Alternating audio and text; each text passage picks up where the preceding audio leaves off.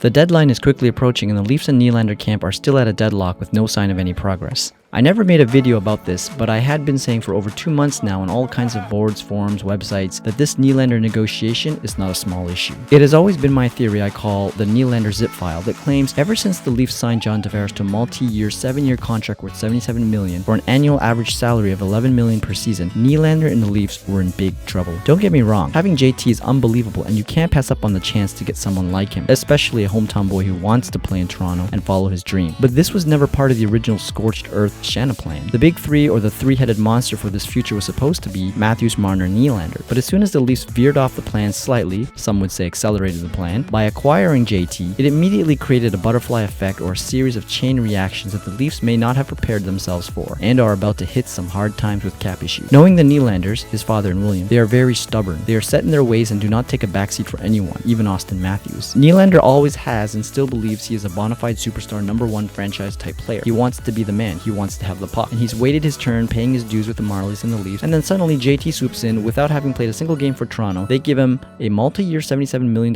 contract. You don't think this affected Nylander? He knew the moment the Leafs signed JT that he was going to be the one to get the short end of the stick, and he would have none of that. He's not going to take a hometown discount only so that Marner, Matthews, and Tavares will get the big payday. Nylander wanted a long term, the Leafs too, but they couldn't agree on the money. Without getting much further into it, I love Nylander and hope he'll stay in Toronto. If I was the GM, I'd pay him $7 million on a long-term contract because to me he'll be worth every penny, especially playing alongside Matthews, as they are perfectly matched for each other. Matthews is a shoot-first center, Nylander is a pass-first winger. Nylander is also better at carrying the puck through the neutral zone and into the O zone. His skating backs up defenders and his passing ability finds Matthews to pile up the goals. If the Nylander camp can somehow accept a 2 or 3 year bridge deal at around $5 million per, then when Patrick Marleau's contract is up in another couple years or less, most of his $6.25 million can go towards Nylander's long-term big payday contract later on. He just needs to suck it up for a couple more years. But seeing as the holdout has gone this far, it is now more about ego than sense. Unless the Leafs give him what he wants or something close to it, there's no way Nylander is signing for less in Toronto. The Leafs need to start preparing for the trade options, and they are now fielding some offers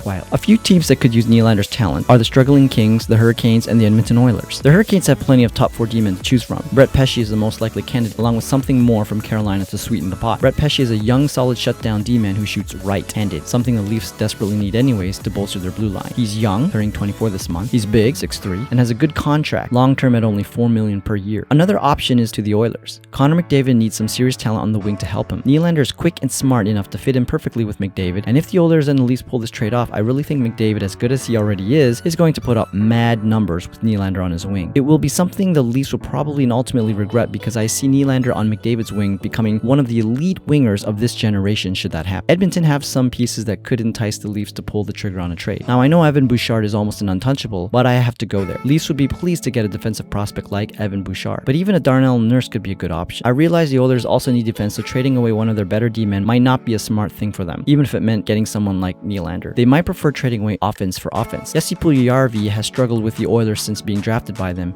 He's not shown the form or potential that everyone was high on him about when he got drafted 4th overall, and at one time he was even projected and ranked higher than Patrick Laine, his fellow countryman. They tore up the Worlds together on Team Finland en route to gold. Puljujarvi could be a high-risk move, but if he develops into what everyone believed he could become, the Leafs might actually get something of equal return. But that's still a big if. Since Nylander's already proven with back-to-back 61-point campaigns, Puljujarvi has shown basically little to nothing yet in the NHL. Another option could be the diminutive but talented Kailer Yamamoto. He's a highly skilled winger and reminds me of the Mitch Marner-Clayton Keller prototype. Again, it's a risk because we don't know if he'll get to that level, but everything he has shown up to the NHL level indicates he's a very highly skilled winger with excellent hockey sense. But can he translate it successfully into the NHL? I should think he will because today's NHL is much more favorable for smaller skilled players now. It's going to be a lot easier for skilled guys like him to flourish in today's NHL. So maybe the Leafs should buy low and invest in Puljujarvi and Yamamoto while their stock is low, and hope they'll turn out big later down the road. Who knows, you might even see a multiplayer deal because Jake Gardiner also needs to get a new contract and it doesn't look like he'll get one from Toronto. Don't be surprised if you see a package deal of Nylander and Gardiner going to Edmonton for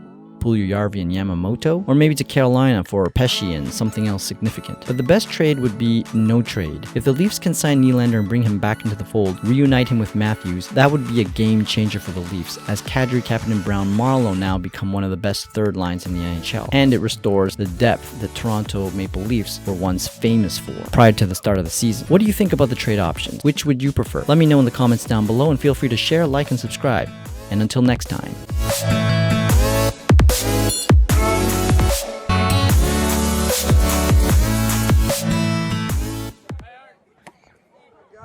I work with a need, bro.